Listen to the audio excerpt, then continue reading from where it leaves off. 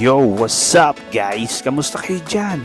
Another night, another kain naman tayo ngayon. Gabi na to guys. Pagkatapos namin manood ng circus doon sa Arcovia kakain naman kami ng mga kaibigan ko na si Delmar at ni Kuya Coco at ni Les Gladys. Tara, samahan nyo kami guys. Nandito nga pala kami ngayon sa Korean Mart.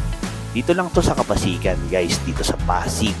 Tara, samahan nyo kami mamili ng aming kakainin na foods. Pwede nga palang magluto at kumain dito sa kanilang Korean Mart. Napakarami ng mga pwedeng pagpilian dito guys. Try nyo rin pumunta rito. Sigurado ako yung mga mahilig sa K-pop siguradong mag-i-enjoy kayo dito dahil makakain nyo talaga yung mga gusto nyong kainin dahil kompleto talaga ng yung mga foods ng mga Korean dito dahil talagang parang paradise to para sa mga K-pop na fanatic. So tara, let's G guys! At nakabili na nga kami at lulutuin na namin dito. Nagkamali pa nga ako dito guys, akala ko ididikit lang dito. Hindi pala, lalagyan pala ng tubig to. Parang ano lang din na mga instant noodles na nabibili sa mga 7-Eleven na lalagyan ko lang pala siya ng mainit na tubig. Bali, jajamyam nga pala tong in-order ko guys. Parang pansit canton, tama. Sa Korea naman jajamyam kung tawagin. At sa mga sandaling to, lalagyan ko lang na siya ng mainit na tubig at tatakpan ko lang at hahayaan ko lang maluto siya ng more than 10 minutes ko ata siyang tatakpan.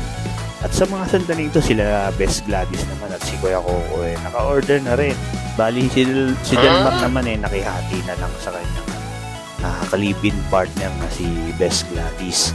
At habang inaantay namin tong aming biniling instant noodle, dumating na yung namin parang hindi ko alam kung tawag to, kung corn dog ba to or barbecue pork na ewan. Pero napakalasa rin ito guys, napakasulit at napakasarap. 80 pesos yata ang ang isang stick.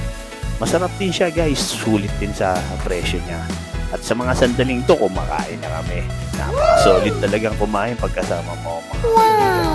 Talagang sa mga sandaling to ini-enjoy na namin yung pagkain ng Korean instant noodles. At dito ko na rin muna tatapusin tong video na to. Maraming salamat nga pala sa lahat ng mga followers ko at mga viewers ko.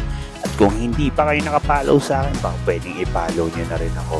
Like and share na rin guys. Maraming salamat. Malaking tulong to. Yung pagnood nyo sa aking munting vlog talagang malaking tulong sa akin yun. So maraming salamat guys. So see you in my next vlog.